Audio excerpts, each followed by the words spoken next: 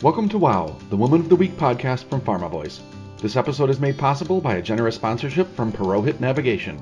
For more information, visit purohitnavigation.com.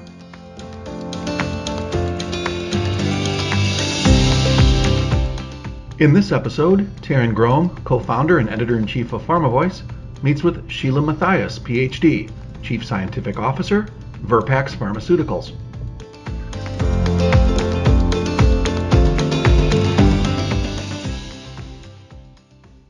Dr. Mathias, welcome to the WOW podcast program. Thank you. I'm looking forward to it, and I'm honored to be here. Thanks. Well, it's our pleasure. Your academic and professional bona fides are incredibly impressive. You hold a BS in zoology, a PhD in neurophysiology, an executive MBA, and to top it all off, you're a JD. You could have had your pick of careers. What drew you to follow a scientific path? I get asked that question a lot. So I've actually always been interested in science, even as a youngster. I used to sort of do my own chemistry. I would be in the kitchen mixing things together, setting up experiments. And when I was in high school, I was in a lot of API science classes. And when I was in college, I was a part of the MBRS program. That's the Minority Biomedical Research Support Program. And that really gave me my first exposure to a scientific career.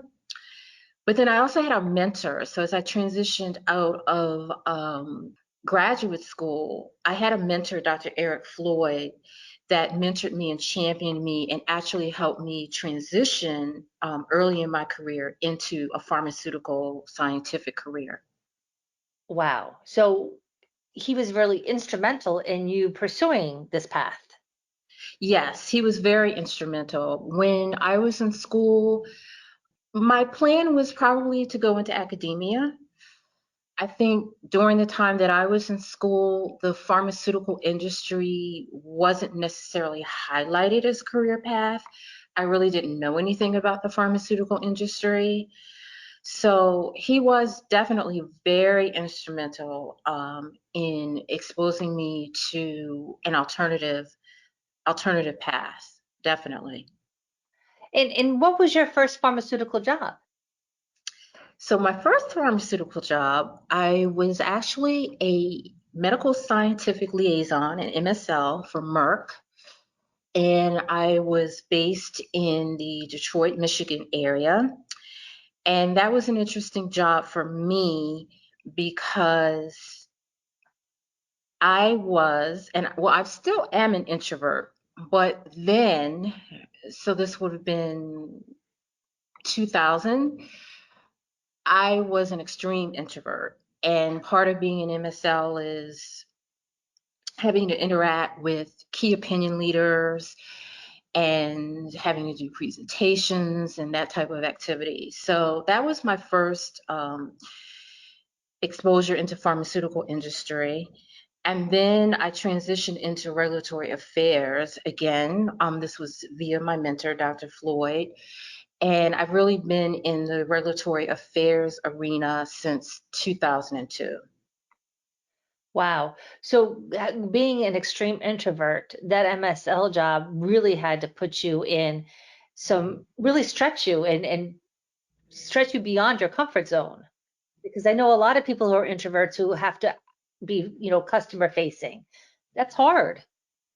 It is hard.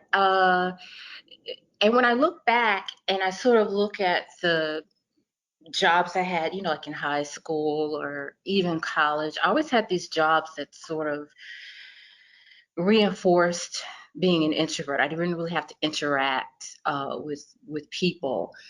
So the MSL job was very difficult. I would say, so I was an MSL for 2.5 years. And I would say the first year was extremely difficult. But I know without a doubt, if I hadn't gone through that experience, I wouldn't be able to be in the role that I'm in today.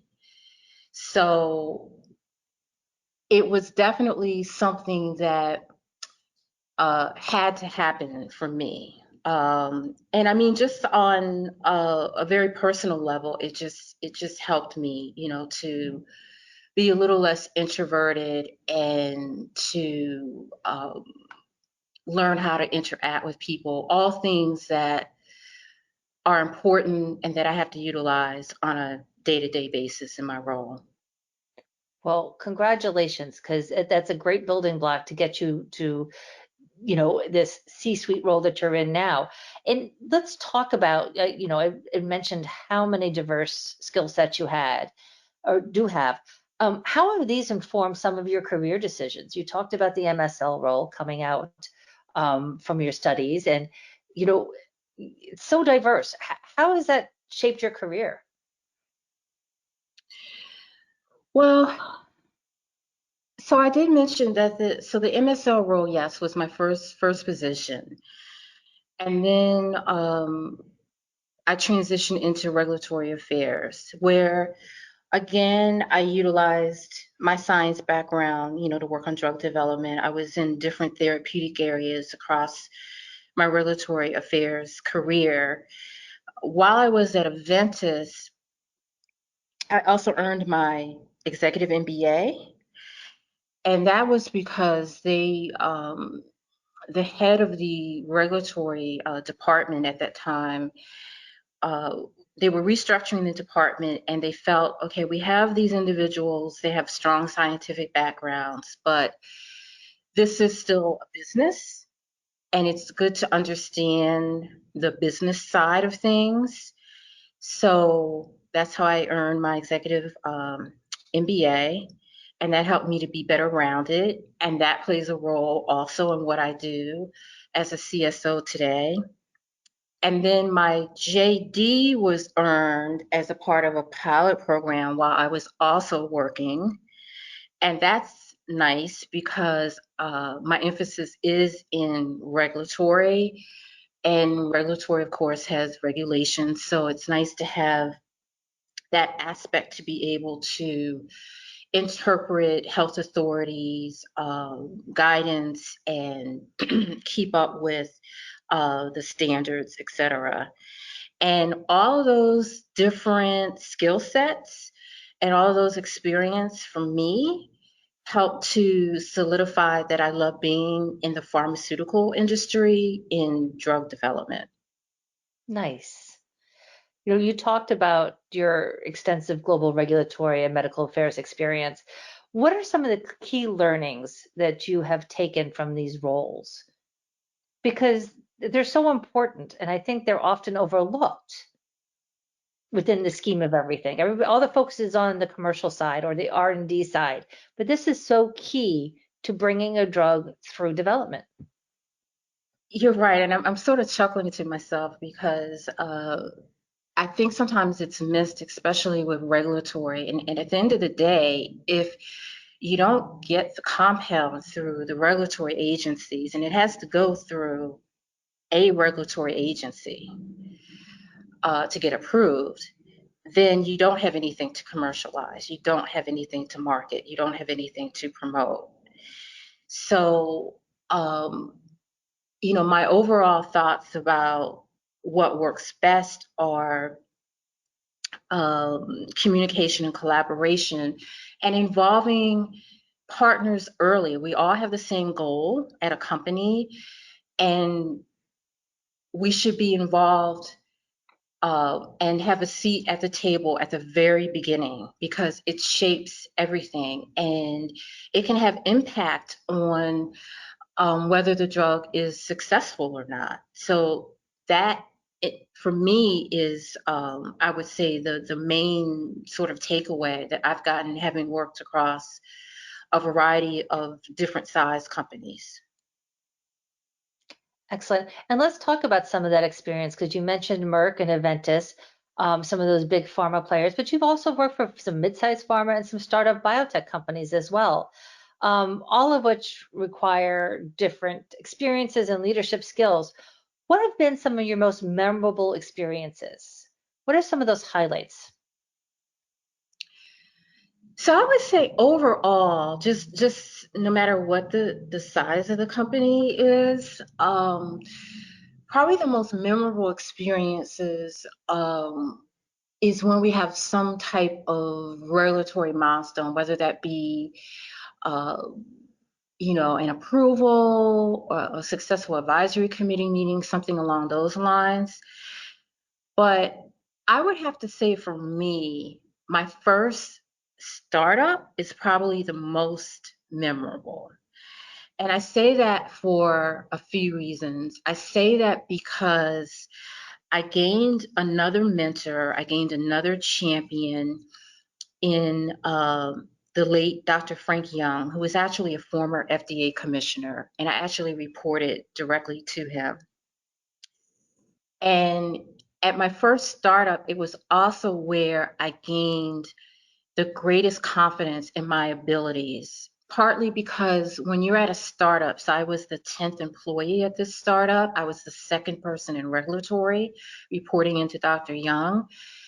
There are going to be many things that you're going to be tasked with doing that you have never done before. You knew Mm-hmm. they got done. You knew some department was doing these activities, but and you're having to learn. And what I learned at my first startup, and I say this a lot, is I learned how to be comfortable being uncomfortable. Mm, that's so true.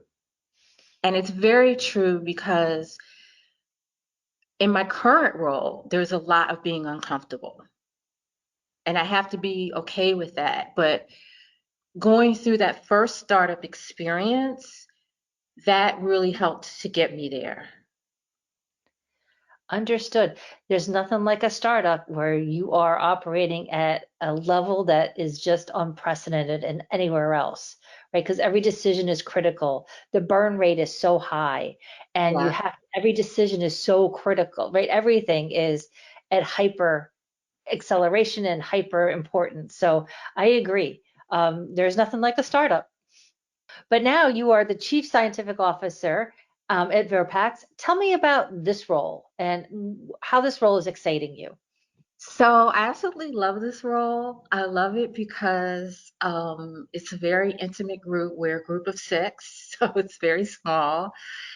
I love it because, again, I'm learning things and doing things that I didn't really do before or do maybe as much in depth before.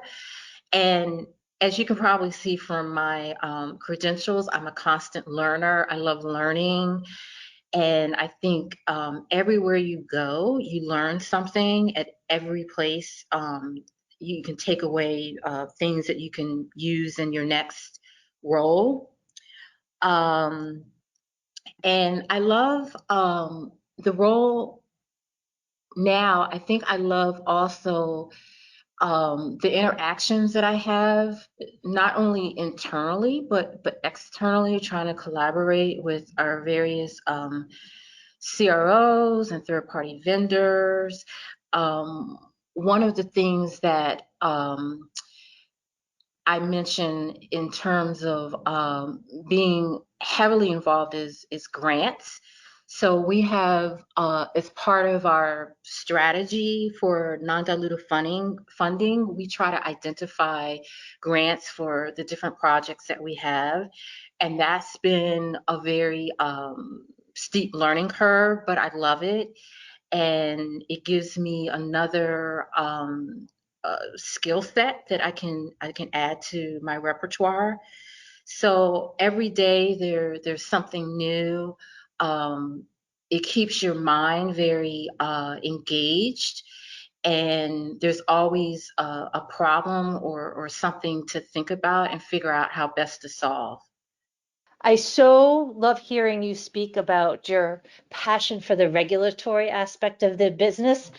And certainly I can hear it in your voice. And as a lifelong learner, would you consider that curiosity one of the hallmarks of your leadership arsenal? I definitely would. And even when we look at people who we want to join our team, that's also one of the factors that I'm looking for. I'm looking for someone who wants to learn, who wants to explore, and not necessarily just expound on their foundation, whatever their expertise might be, but also go outside of that and learn additional.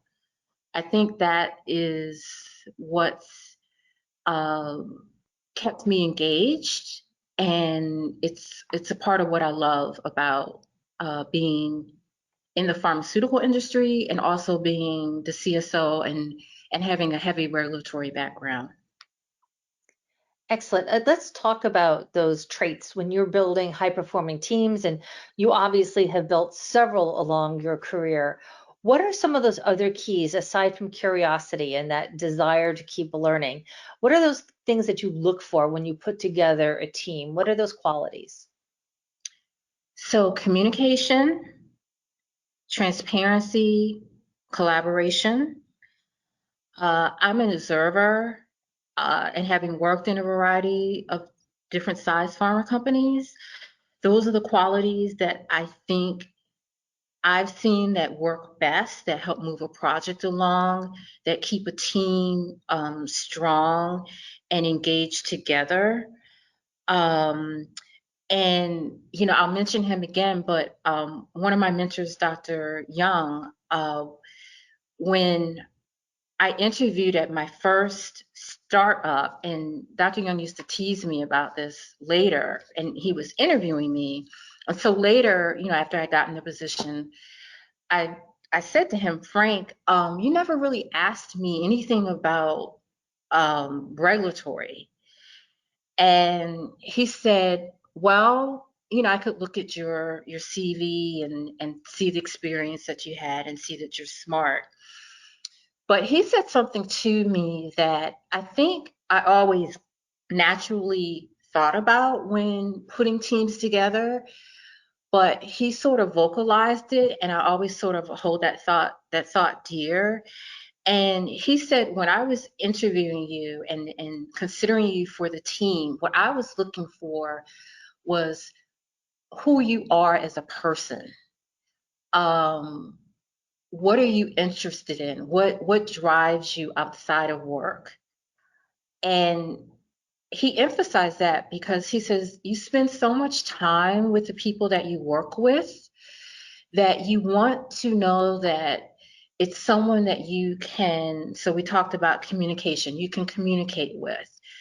Someone that you can be transparent with. Something has gone wrong, so I need to let my management know. Someone you can collaborate with, because that's how the best ideas come out, because everyone has different experiences, everyone has a different viewpoint, and it's nice to hear what those are and to be able to utilize that to inform the best strategy that you can have going forward. And I've always naturally sort of been drawn to those characteristics, but again, just from observing through my career span so far, I think those are the qualities that best make a high performing team.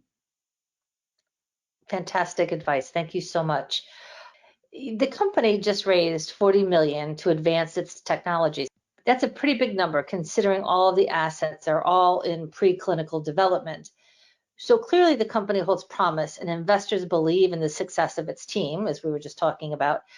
What is the message you're sharing with the investor community and the potential of marrying pharma products with innovative delivery systems? Tell me about what you all are doing. What's that pipeline look like? Yes, thank you for that. So it's an exciting pipeline. And I think for a company of 6, we have quite a bit going on. As you mentioned, we are mainly focused on advancing non-opioid and non-addictive pain management treatments and treatments for CNS disorders. But we do have other products. So those products that kind of fit into that arena are our Invelta, our Providor, our Epoloderm, which are important because we also have an opioid crisis that still continues. Sure. But then we also have what we call Anclar, which is being developed as a molecular intranasal spray for the prevention for the spread of COVID-19. And that product came about because it utilizes some of the same technology that one of our pain products utilizes. And then we have another product, VRP324, which again is utilizing some of that same technology that the Anclar is utilizing and the pain product, but that's a candidate for a CBD product for epilepsy.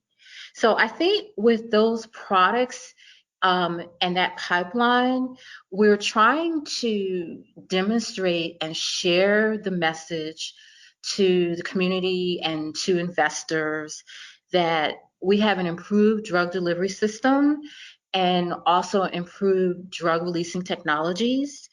And those improved delivery systems and technologies have the potential to improve patients' lives because we're enhancing the efficacy of the product.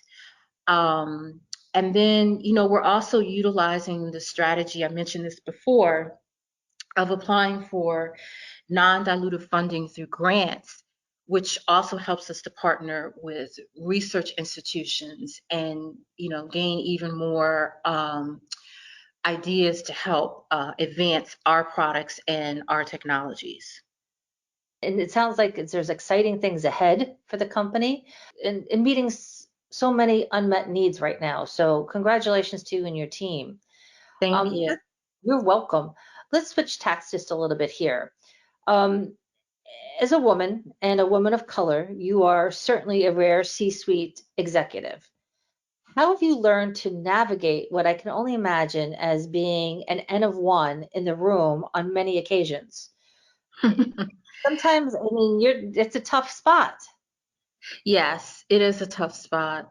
So, when I look back and you don't see it sometimes when you're in the moment, but I look back and I can really see now how a lot of my experiences have been necessary and have really prepared me for the role. And also because I did mention that I'm an introvert.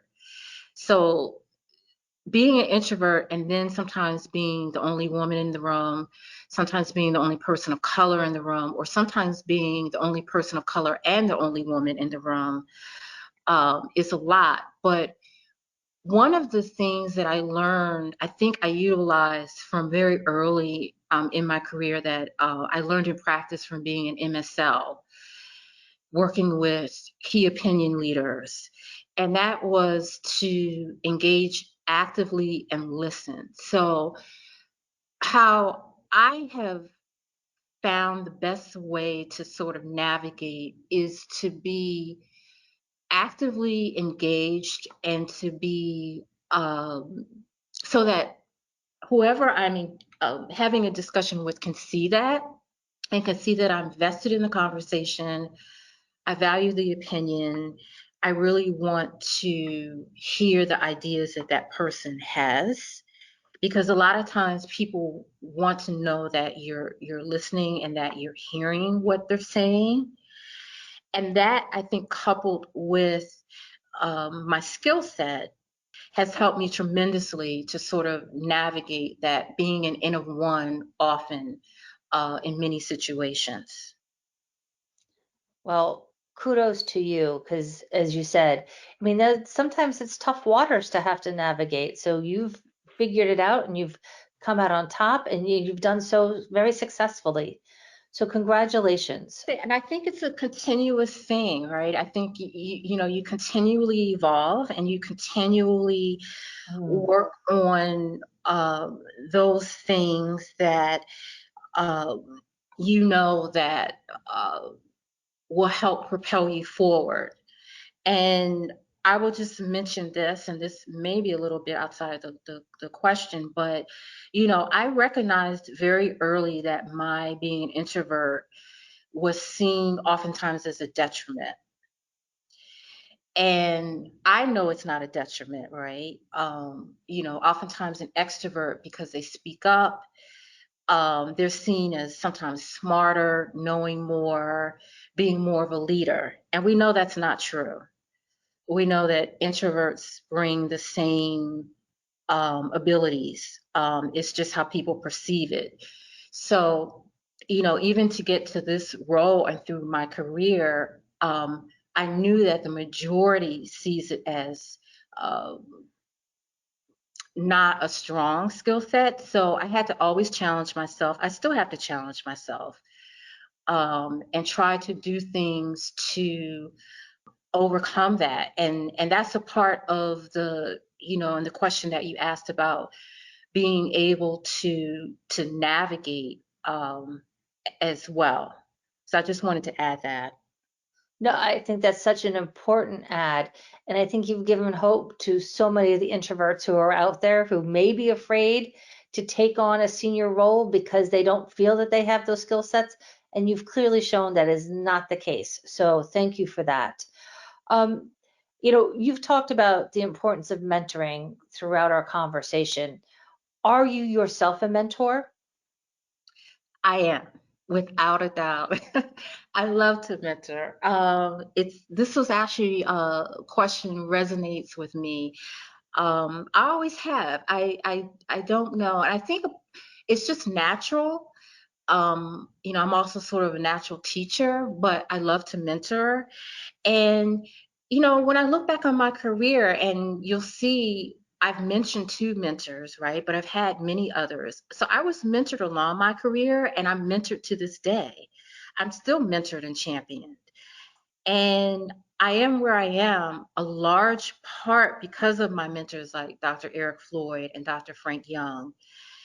And I've always felt that was important. When I was at Aventis, I met a young lady, and she was a woman of color.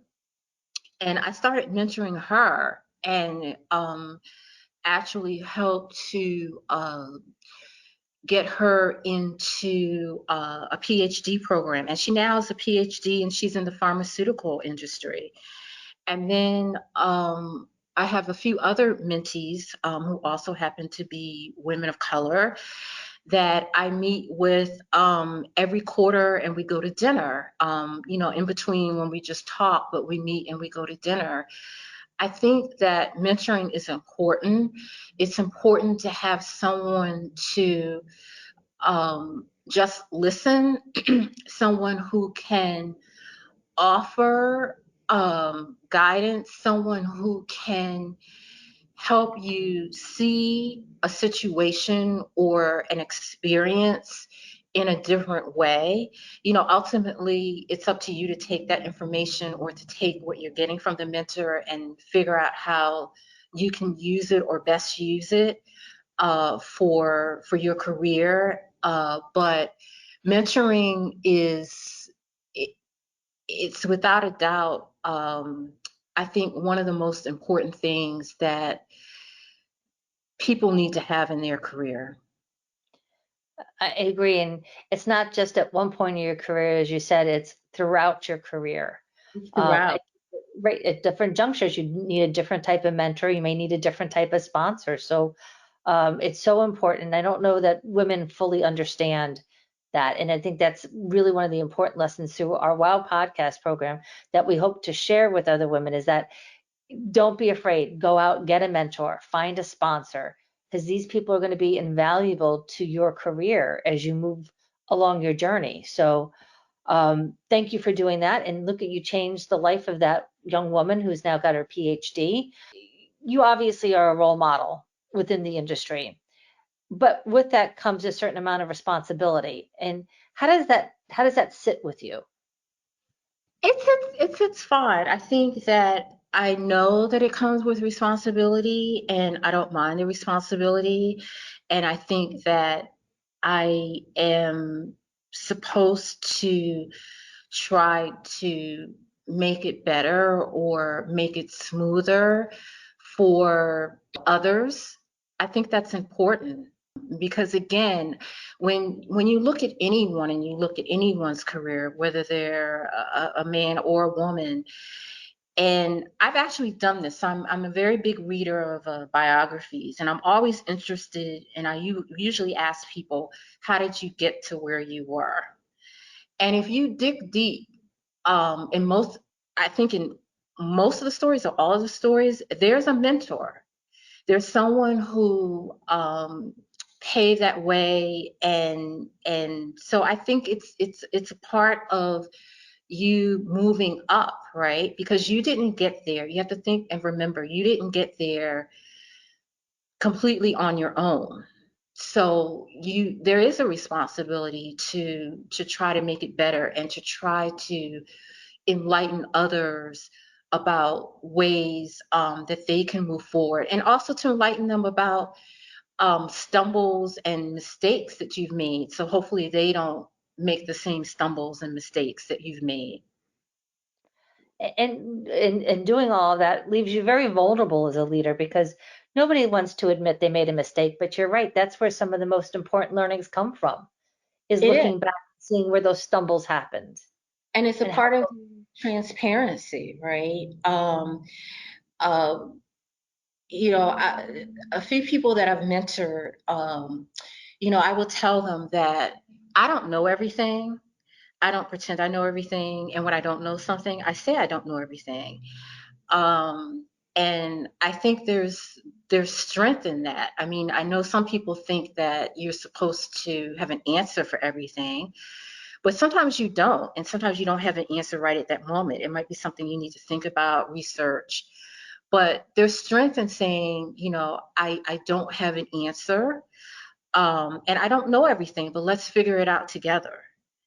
And I think, to your point, some people see that as making yourself vulnerable, but I've always seen it as a strength, and I've always been able to utilize that as a strength, because that's how I can incorporate other team members and their expertise and their value, and allow them to shine to help solve whatever the problem is. excellent. Let's take that a little bit further. Let's talk about advice you might provide to other women who want to reach the executive level. You have reached that C-suite.